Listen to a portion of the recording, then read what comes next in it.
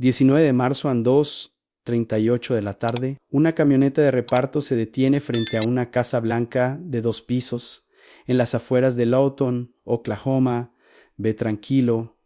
Silencio total, nada raro. A simple vista, el conductor baja en uniforme marrón, caja bajo el brazo, escáner en la mano. Se llamaba Marcus Reed, 36 años, padre de 2 niños, 8 años haciendo la misma ruta. Esa era la parada número 41 de su martes. Marcus camina por el sendero, sube al porche y toca el timbre. 7 segundos después, la puerta se abre. Un hombre blanco, unos 40 y tantos, aparece sonriendo.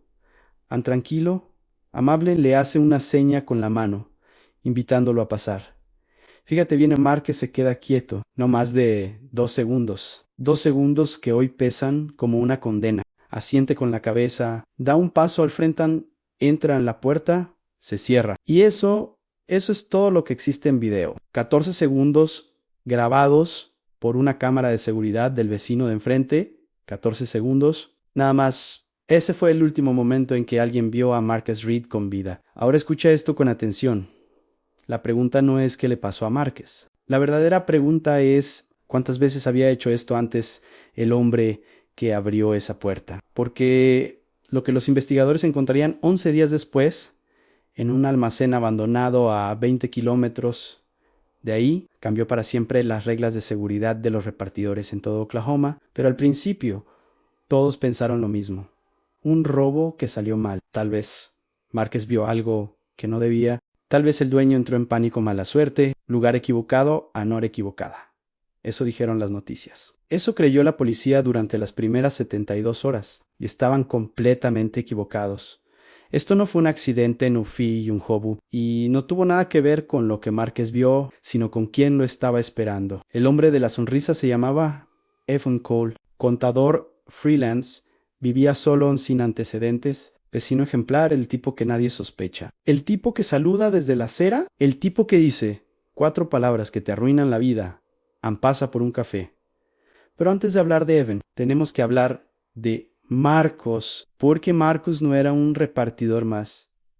Y la confianza que lo hizo bajar la guardia fue exactamente lo que lo mató. Porque Marcus Reed no era descuidado, no era imprudente y mucho menos ingenuo. Marcus creció en Tulsa, se graduó del instituto local y pasó años trabajando en construcción, rompiéndose el lomo bajo el sol. Cuando consiguió el empleo de repartidor lo dijo claro en casa: este trabajo sí vale la pena de lunes a viernes. En casa antes de las 6, fines de semana con sus hijos. Conocía cada calle, cada tajo, cada vecino. La señora Ramírez, en la calle Maple, siempre le dejaba agua fría en verano. El señor Don Arlan en Pine Street le pedía ayuda porque ya no podía cargar cajas. Marcus no corría, Marcus confiaba. 8 años en 50 y tantas paradas al día, miles de puertas tocadas. Y en todas esas puertas casi siempre encontró gente normal. Gente buna. Eso te programa la cabeza, ¿sabes? Te hace bajar la guardia. Ahora hablemos del otro lado. Evan Cole llegó a la Houghton 4 años antes.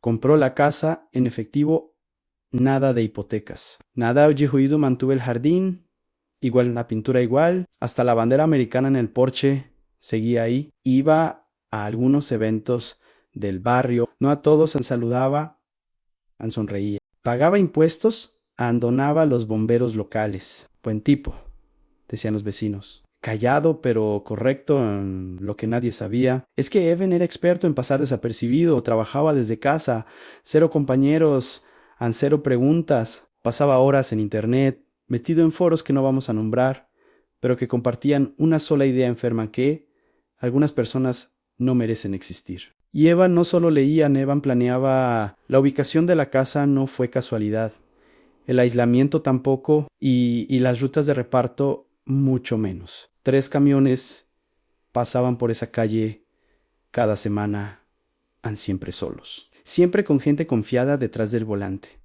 La cámara del vecino lo grabó todo, aunque borroso. La sonrisa, el gesto amable, la invitación y ese momento exacto. Cuando Marcus duda 2 segundos, las 2:38 de la tarde, guárdate es ahora. Porque 11 días después, los investigadores harían una pregunta que todavía hoy da escalofríos.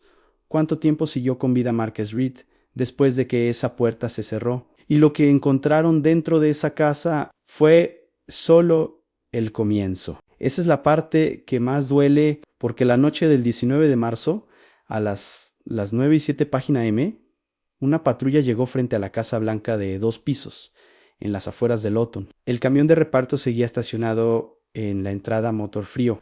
Luces apagadas. Los oficiales tocaron la puerta nada, miraron por las ventanas en oscuro en silencio total, revisaron las placas del vehículo, nombre del propietario de la casa a Evan Cole, sin antecedentes, sin órdenes, sin alertas, un tipo limpio en el sistema. Dejaron una nota en la puerta. Por favor, comuníquese con el departamento de policía, y se fueron. Nadie sabía que en ese mismo momento Marcus Reed seguía vivo, ya no en esa casa, sino a varios kilómetros al norte. Pero volvamos unas horas atrás. Lo que la cámara no grabó fue la cocina. El café ya estaba hecho en 2 tazas servidas, como si todo estuviera planeado al milímetro. Una de esas tazas tenía algo más, en un sedante veterinario, sin olor, sin sabor, comprado por internet. Evan sabía exactamente cuánto usar, sabía cuánto tardaba en hacer efecto. 5, 6, 7 minutos. El tiempo justo para hablar de cosas normales. El clima, en el trabajo, a la vida. Marcus empezó a marearse, pensó que era el calor, pensó que era el cansancio en error. Después de eso no hay cámaras, no hay audio, solo reconstrucciones. Cuando el turno de Marcus terminó y no llegó a casa, Laura, su esposa, llamó a la empresa. A nadie sabía nada. El último escaneo había sido 7 minutos antes de esa casa. A las 7:30 de la noche, Laura denunció la desaparición. Mientras tanto, Evan ya había limpiado la cocina, las tazas, al fregadero, el café, todavía tibio, y el sótano. Detrás de una pared falsa había una habitación no grande, no ruidosa, pero lo suficientemente preparada como para que, cuando un agente del FBI la vio días después, saliera al patio y vomitase, porque lo que había ahí dentro no era improvisación, era archivo, porque eso que encontraron no era un error, no era un arrebato, no era un crimen aislado, era un sistema. Dentro de la habitación oculta del sótano había carpetas negras, perfectamente ordenadas en estanterías metálicas. No dinero, no armas. En fotos han cientos de hombres fotografiados desde lejos, desde autos andés, de esquinas, desde estacionamientos, todos con algo en común: repartidores. Cada fotografía tenía una ficha escrita a mano, fecha, ciudad, ruta, tipo de vehículo, hora aproximada. Algunos archivos tenían más de 5 páginas, seguimientos de semanas, patrones en rutinas. Y entonces los investigadores vieron algo que les heló la sangre. Varias fotos tenían una décima roja marcada encima del rostro. 14 en total, 14 hombres. 8 años distintos, 6 estados diferentes. Y en una de las paredes, clavada con chinches, estaba la foto más reciente. Marcus Reed, tomada 3 semanas antes de su desaparición en Saint-Christophe. Había como si el proceso no hubiera terminado. Ahí fue cuando el caso explotó. Lo que había empezado como una persona desaparecida se convirtió en la cacería más grande que el condado había visto en décadas. Se activó una alerta estatal. La empresa de reparto entregó registros completos. El FBI tomó control parcial de la investigación. Mientras tanto, Evan Cole había desaparecido. Su auto fue encontrado abandonado cerca de la frontera con Texas, pero su teléfono contó otra historia. Las torres celulares lo ubicaban 14 millas al norte de Lawton, en una zona rural donde solo había campos y una planta empacadora de carne abandonada desde 2019, a un lugar perfecto para no ser escuchado. Un lugar donde nadie iba. 11 días después de que esa puerta se cerrara, los agentes entraron al edificio. Lo que encontraron ahí adentro no puede describirse en detalle. Solo una cosa quedó clara: Marcus no estuvo solo. Había huellas distintas, botaos diferentes, cigarros de varias marcas. Esto no era obra de un solo hombre. 3 días después del hallazgo en la planta abandonada, la policía localizó a Evan Cole en un motel barato al otro lado de la frontera estatal no estaba escondido, no estaba huyendo, estaba esperando. Cuando los oficiales tocaron la puerta, Evan abrió sin sorpresa. Ann sonrió, la misma sonrisa captada por la cámara de seguridad semanas antes. No opuso resistencia, no pidió abogado, solo entregó un teléfono desechable y dijo una sola frase. Ahí está todo. Dentro del dispositivo había 47 minutos de vídeo. Los investigadores no pudieron terminar de verlo completo. 2 agentes solicitaron licencia médica. Uno jamás volvió al servicio. Durante el juicio, la fiscalía solo reprodujo 90 segundos de audio con la pantalla apagada. 3 jurados abandonaron la sala. Evan no grabó eso por descuido, o lo hizo por orgullo, porque no era la primera vez y porque quería que alguien supiera hasta dónde podían llegar. En los interrogatorios, Evan dio 3 nombres. 3 hombres que habían estado en la planta empacadora. 3 miembros del mismo foro clandestino en línea. 3 creyentes de la misma ideología enferma. Los arrestos ocurrieron en menos de 48 horas. En una casa encontraron más fotografías. En otra, diarios escritos durante 4 años, con fechas, rutas, placas. En la tercera, una computadora con conversaciones con 14 personas en 6 estados. Ahí el caso dejó de ser estatal. El FBI tomó el control total. Lo que descubrieron fue peor. Al menos 2 desapariciones anteriores coincidían con fotos marcadas con X roja. Casos cerrados, casos olvidados en cuerpos nunca encontrados. Y cuando esos nombres fueron leídos en la corte, Evan volvió a sonreír, porque sabía algo que los demás ya sospechaban. Había más a muchos más. El tribunal estaba lleno. Familiares, periodistas, agentes federales y al fondo esposado Evan Cole, tranquilo, demasiado tranquilo. Durante el juicio se reveló lo que muchos temían. Esto no era un crimen aislado, era un patrón. Las fotografías con la décima roja coincidían con casos de repartidores desaparecidos en otros estados, Arkansas, Luisiana, en casos fríos, sin cuerpos, sin respuestas. Evan nunca confesó oficialmente esos crímenes. No lo necesitaba. El ADN, los registros de vehículos, las rutas, todo apuntaba hacia Evan cuando el fiscal leyó los cargos.